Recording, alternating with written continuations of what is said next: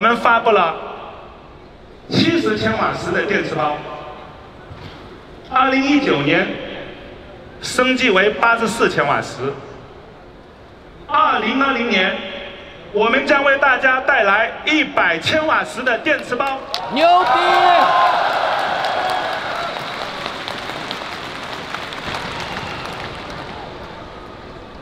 现在使用70度电的用户，一次性升级100度电，费用为58000元。太良心了！好，各位大家好，我是懂玩买，今天跟大家聊一聊未来100千瓦时的电池啊！你们看我这么高兴，我当然高兴了。我17年订了蔚来 ES8，18年提的车，当时70千瓦时的电池包 ，NEDC 续航是355公里。然后去年呢，蔚来提供了84千瓦时的电池，我就没升级。然后今年的时候，100千瓦时的电池它终于要来了。来跟大家聊一聊吧。首先，在装了100千瓦时的电池之后，蔚来 ES8 的续航，老8是500公里，新8是580公里 ，ES6 大概是610公里 ，EC6 呢要略微高一点，615公里。所以整体上大部分都在600公里 NEDC 的这个区间内了。所以即使是你跑高速的话，你跑个平均速度达个什么100、110公里，我觉得实际上跑400公里是没啥问题的。为啥我特别注重400公里这个事儿？因为我国法律规定，高速大车每4个小时就得强制休息一次，所以如果你能一次充满电跑400公里，所以我觉得中间是不需要充电的，并且400公里其实也达到了很多人心中所谓长途的预期啊。咱们并不是每个人心中所谓的长途都是1000公里、2000公里吧，对吧？1000公里、2000公里你也得分段跑嘛，所以一次到400，我觉得基本上对于长途来讲，没有人会说不够啊，至少90%的长途来讲都够了吧？再远可能就有人说我要飞机、我要高铁什么的。所以在续航这个事儿上，应该到了今天之后，就没有人再会去聊未来的续航问题了吧？然后对于蔚来来说，这件事特别重要。全世界目前的车厂中，只有蔚来可以把电池给它升级上来，也只有蔚来在升级电池的时候还照顾了老车主，能让用户持续享受到电池技术的进步。还有谁能做到？没有。No one。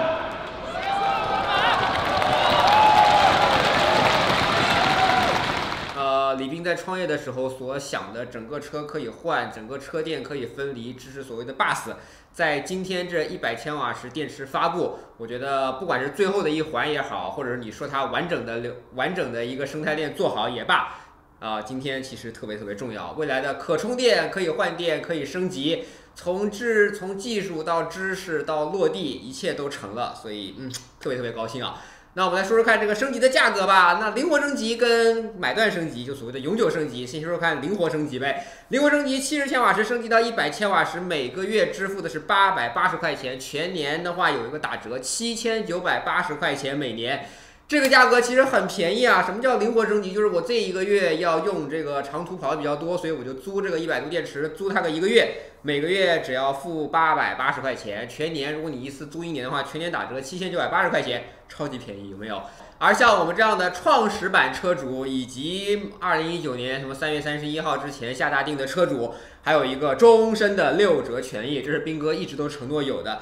6折之后，如果你按年来预定的话，价格是4788块钱。同学们，7980乘以0.6是4788，这个价格给你租1年100千瓦时的电池，为啥要买断啊？太便宜了吧，太便宜了！并且这还不是最终的杀手锏。有人说我这1年租完了之后有6折，我第2年还想再租怎么办呢？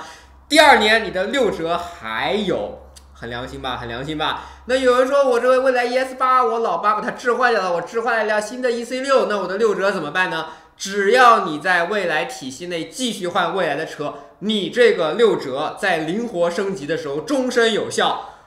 哇塞，斌哥做出这样的承诺，这可实在太赞了！我觉得对于我们这样最早期买蔚来 ES8 那批消费者，我觉得用厚道、用良心来说都已经不够了。这啥意思啊？就是我以后想灵活升级，我不管是按月升还是按年升，我永远可以有6折。这个6折我一直有，就是包括我以后换了轿车，换了蔚来别的车型，只要我在蔚来的体系内，这个6折我就有。这可太好了呀！这个以前斌哥跟力宏一直说，对于创始版车主，我们的支持可能是整个未来所有车企这个生命这个支持的时间要最长的一款车型啊！我觉得事儿做到今天这一步，他们做到了，特别合算。所以我来讲的话，我一定会使用这个灵活升级的呀。那有人问，如果是 Bus 用户，这个灵活升级是怎么玩的？那 Bus 用户嘛，如果你是70度电的话，就是980块钱，对不对？每个月是付980块钱的租金。那如果你需要升级的话呢，比如说你按月升级，你实际每个月要支付的租金就是980加上880块钱每个月。那这个灵活升级的意思，你这个月租完之后，下个月你不租，你又恢复到980块钱了。那也有同学或者什么老8车主把车卖了，换了 EC6 的，然后他又选了 Bus， 那对于他来说，它的价格就是980加上880乘0.6，就是他每个月实际上租100千瓦时电池要付的钱。便宜吧？我真觉得挺便宜的了。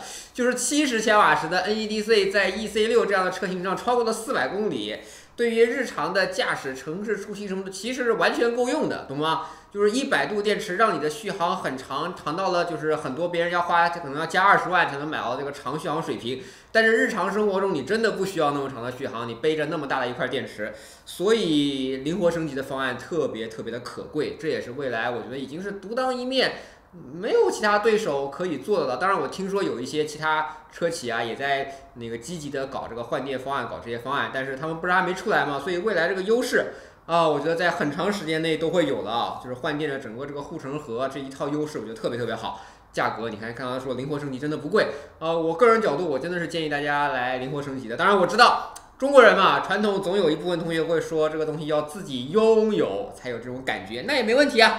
永久升级的方案这次也一次性说出来了，70千瓦时电池的用户想升级到100千瓦时，永久升级一次性支付58000块钱就可以了。这58000块钱还可以使用积分，明白我意思吗？58000还可以使用积分。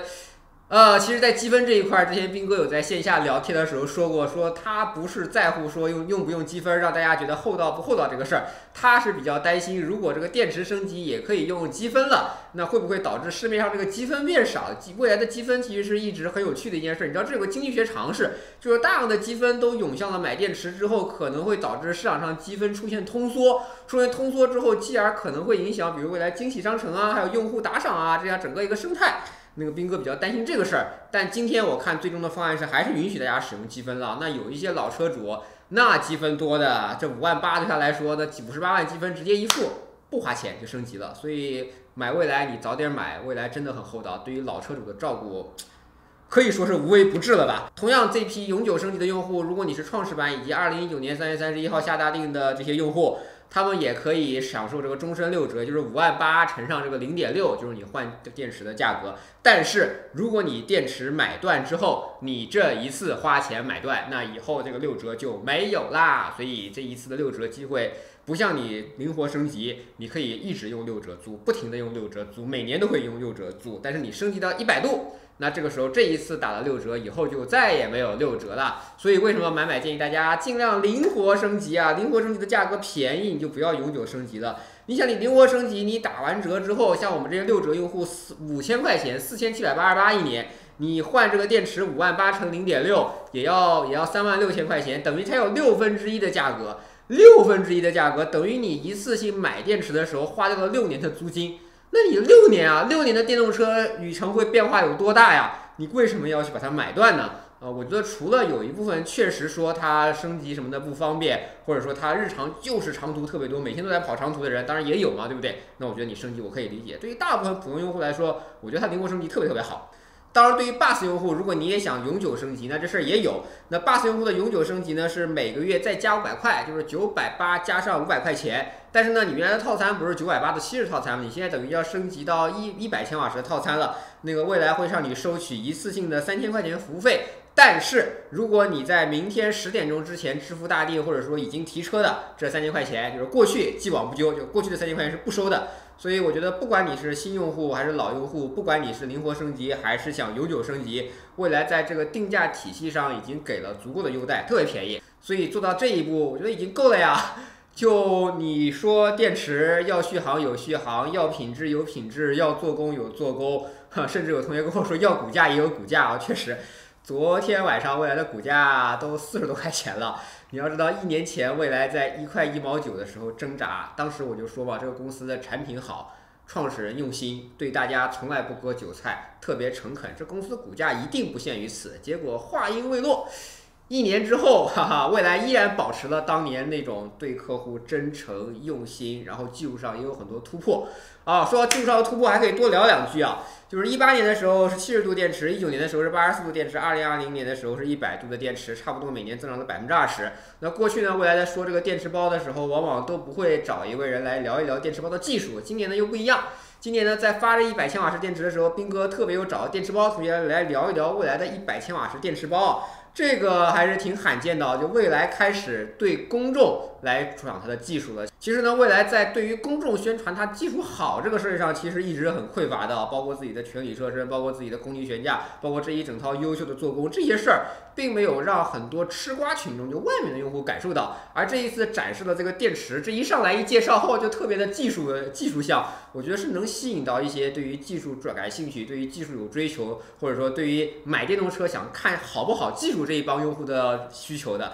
那这次说的也很诚恳啊，比如说这个100千瓦时电池包是跟宁德时代联合开发的，有300多项专利，然后呢用的是这个 CTP 大家应该已经很熟悉了吧，就是电芯模组啊，就原来呢是电芯加模组加电池包，现在是电芯直接成为了一个电池包。但是呢，在这一套 CTP 中，蔚来做了一些创新，比如在里面加入了热失控传感器啊，以及无障碍的排烟道啊，还有电池的主动降温技术啊，还有一些更好的隔热防火墙设计啊，甚至说防高压拉弧这样一整套的技术。简单来说，就是更好的保障了电池组的安全。其实这个电池包在之前几个月有一个新能源大会，当时宁德时代的董事长曾毓群同志已经展示过了。他说这个电池包啊特别厉害，什么可以做到那个无热蔓延啊，其实说就是蔚来这一套100千瓦时的 CTP 电池包。所以在技术上，我觉得整个这一块啊，蔚来已经展示了。然后同时呢，我觉得特别强大的一点是，蔚来这次强调了一个行业内都比较新的东西，叫端云融合的 BMS。什么叫端云融合？那个电池嘛，需要一块 BMS， 就是电池的这个控制系统，大家都知道。那蔚来这套控制系统呢是端云融合，就是不仅仅是物理上的一个，它跟网络是联网的，所以它会对于有一些大数据分析，它会对于什么电池的敏感因子啊、异常故障啊做了一些数据上的挖掘，然后对于环境因素，比如说在海南用电池跟在东北用电池，这肯定的工况是不一样的。然后 BMS 呢会有一些不一样的调控，这一些呢都是依赖于网络分发的，所以就是端云嘛。所谓端就是本地，云呢就是云端，所以这一块可能是未来在技术上的又一个特别强的，可能会形成一些壁垒啊，打破了传统对于电池组 BMS 的一套玩法。就是大家可能就是终身就是那么一个东西的时候，未来已经开始搞云端这一套了。所以在技术上这次其实是有很多亮点的，可能大家更多的关注价格，没注意到这个亮点。麦麦有机会的话，把这一块再深入的跟大家研究研究。毕竟今天这个发布会，在技术这一块其实只花了不到10分钟的时间嘛，所以我觉得这一块电池包100千瓦时电池包很有意思，非常非常有意思。所以以上这么一整套玩完之后，未来的可充可换可升级这一整套闭环完成了，然后租也比买断更好，未来对老用户真好。好像就没啥特别要说的了吧？我觉得作为一个蔚来用户，我感到很幸福啊，也很幸运。我既不需要每天担心价格不停的下滑，我也不用担心车带来的各种各样七七八八的小毛病让我很烦恼。更重要的是，我知道这个企业是为消费者而考虑的，我知道他做的每一步都会站在我的立场上去思考这件事儿。那对于我来讲，我买这个车的时候，我心里是很心安的，对吧？所以我非常非常喜欢。包括我个人觉得斌哥的这个个人魅力实在是非常无敌的。有人说你为什么做这么多视频？